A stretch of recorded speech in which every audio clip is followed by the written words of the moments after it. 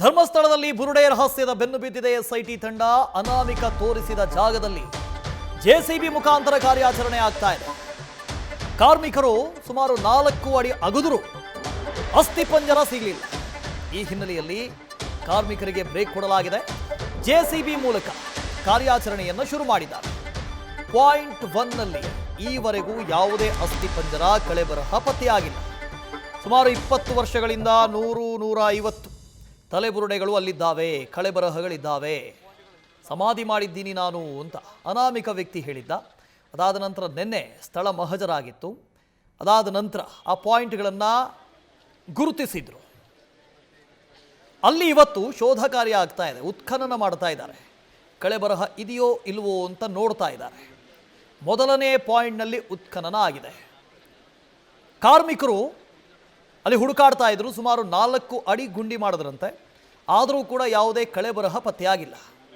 ಈಗ ಮಿನಿ ಹಿಟಾಚಿಯನ್ನು ಬಳಸಿಕೊಂಡು ಕಾರ್ಯಾಚರಣೆ ನಡೆಸಲಾಗ್ತಾ ಇದೆ.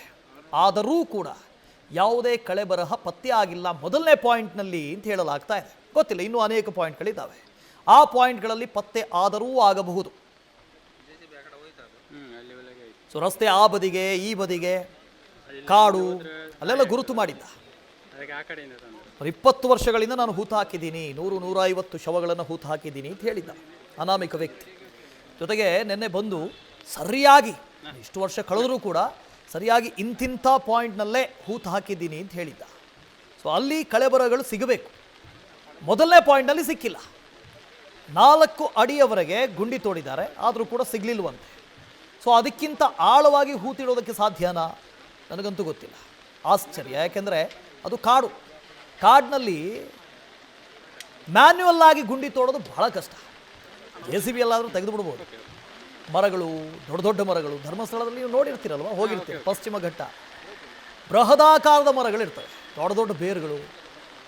ಅದರ ಮಧ್ಯೆ ಹಳ್ಳ ತೆಗೆಯೋದಿದೆಯಲ್ಲ, ಗುಂಡಿ ತೋಡೋದಿದೆಯಲ್ಲ, ಬಹಳ ಕಷ್ಟ. ಅದರಲ್ಲೂ ಆತ ಹೇಳ್ಕೊಂಡಿದ್ದಾನೆ, ನಾನು ಒಬ್ಬಂಟಿಯಾಗಿ ಶವಗಳನ್ನು ಹೂತಿಟ್ಟಿದ್ದೆ ಅಂತ ಕೂಡ ಹೇಳಿದ್ದಾನೆ. ಹಾಗಾಗಿ 4 ಅಡಿಗಿಂತ ಆಳವಾಗಿ ಗುಂಡಿ ತೋಡಿ ಒಬ್ಬನಿಗೆ ಹೂಳೋದಕ್ಕೆ ಸಾಧ್ಯನಾ? ಹಾಗಾಗಿ ಇವರು 4 ಅಡಿವರೆಗೆ ಹೋಗಿದ್ದಾರೆ. ಯಾವ ಕಳೆಬರಹನೂ ಸಿಕ್ಕಿಲ್ಲ. ಸೊ ಜೆಸಿಬಿ ಮುಖಾಂತರ ಅಗಿತಾ ಇದ್ದಾರೆ. ಸಿಗಬಹುದೇನೋ, ಅದಕ್ಕಿಂತ ಆಳದಲ್ಲಿ ಸಿಗಬಹುದೇನೋ ಗೊತ್ತಿಲ್ಲ. ಆದರೆ ಇಲ್ಲಿ ಕಳೆಬರಹ ಸಿಕ್ಕ ತಕ್ಷಣವೇ ಅಲ್ಲಿ ಕೊಲೆ ಆಗ್ಬಿಡ್ತು, 100-150 ಹೆಣಗಳಿದ್ದಾವೆ, ಕಳೆಬರಹಗಳಿದ್ದಾವೆ, ಸಿಕ್ಬಿಡ್ತಲ್ಲ ಹೇಳೋ ಹಾಗಿಲ್ಲ. ಯಾಕೆಂದರೆ ಅಲ್ಲಿರೋ ಸಾಮಾನ್ಯ ಜನರಿಗೂ ಗೊತ್ತು ಅಲ್ಲಿ ಕಳೆಬರಹಗಳು ಇದ್ದಾವೆ, ಶವಗಳನ್ನು ಹೂತಿಡಲಾಗಿದೆ ಅನ್ನೋದು ಅವರು.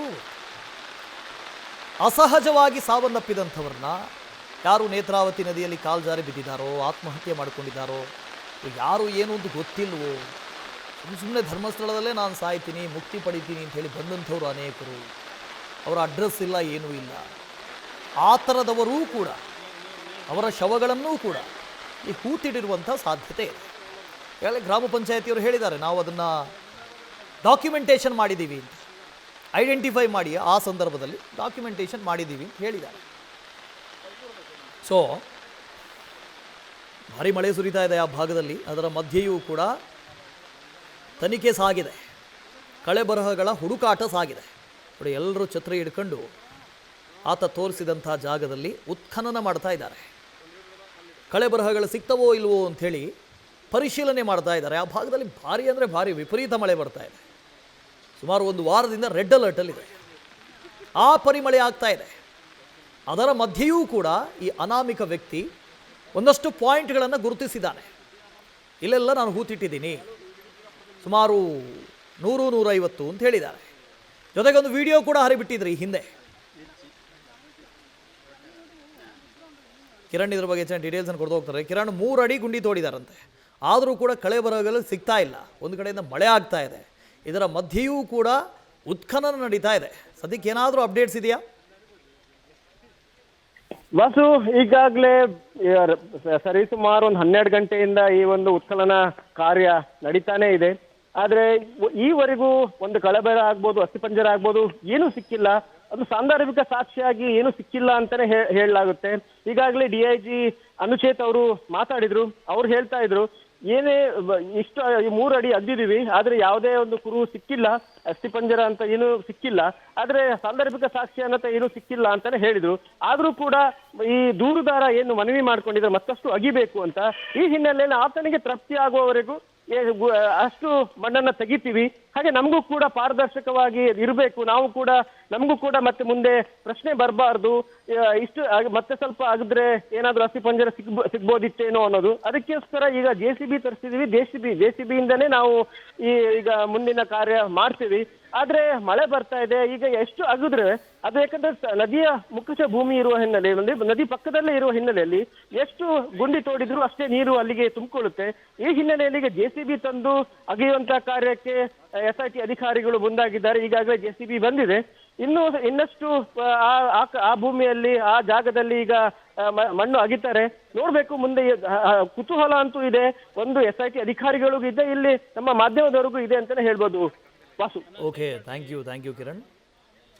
ಅಲ್ಲಿ ನೀರಿನ ವರತೆ ಅಂತ ಹೇಳ್ತೀವಲ್ಲ, ಒಸರು ಅಂತ ಹೇಳ್ತಾರೆ, ಆ ಥರದ ವರತೆ ಇರುತ್ತೆ. ಅದು ಕಾಡು, ಪಕ್ಕದಲ್ಲಿ ನೇತ್ರಾವತಿ ನದಿ ಹರಿತಾ ಇದೆ. ಎಷ್ಟೇ ಹಳ್ಳ ಮಾಡಿದ್ರು ಅದರಲ್ಲಿ ನೀರು ತುಂಬಿಕೊಳ್ತಾ ಹೋಗುತ್ತೆ, ನೀರಿನ ವರತೆ. ಹಾಗಾಗಿ ಈ ಕಾರ್ಯಾಚರಣೆಗೆ ಅಡ್ಡಿಯಾಗಿದೆ. ಮಳೆಯಂತೂ ವಿಪರೀತ ಬರ್ತಾ ಇದೆ, ಅದರ ಮಧ್ಯೆ ಉತ್ಖನನ ಆಗ್ತಾ ಇದೆ. ಸುಮಾರು 3 ಅಡಿಗಳವರೆಗೆ ಈಗಾಗಲೇ ಅಗ್ದಿದ್ದಾರೆ ಪಾಯಿಂಟ್ 1ನಲ್ಲಿ. ಇನ್ನೂ ಅನೇಕ ಪಾಯಿಂಟ್ಗಳಿದ್ದಾವೆ, ಅಲ್ಲೆಲ್ಲ ಶೋಧ ಕಾರ್ಯ ಆಗಬೇಕು. ಸೊ ಪಾಯಿಂಟ್ 1ನಲ್ಲಿ ಏನೂ ಕಾಣಿಸ್ಲಿಲ್ಲ ಅಂತ ಈವರೆಗೆ. ಅನಾಮಿಕ ಹೇಳ್ತಾ ಇದ್ದಾರೆ ಅಂತ, ಇಲ್ಲ ಇನ್ನಷ್ಟು ಆಗಿರಿ ಅಂತ. ಸೊ ಅಗಿಲೇಬೇಕು, ಅವ್ರು ಹೇಳಿದ್ದಾರೆ ಅಂತಲೇ ಅಗಿಲೇಬೇಕು. ಗೊತ್ತಿಲ್ಲ ಎಲ್ಲಾದರೂ 5 ಅಡಿ 6 ಅಡಿ ಅಷ್ಟು ಆಳ ತೋಡಿ ಅಲ್ಲೆಲ್ಲಾದರೂ ಹೂತಿಟ್ಟಿದ್ದಾರಾ, ಅದ್ರ ಬಗ್ಗೆ ತನಿಖೆ ಆಗಬೇಕು, ಆಗ್ತಾ ಇದೆ. ನ್ಯೂಸ್ ಫಸ್ಟ್, ನಿರ್ಭೀತಿಯಿಂದ ನಿಮ್ಮ ಪರವಾಗಿ.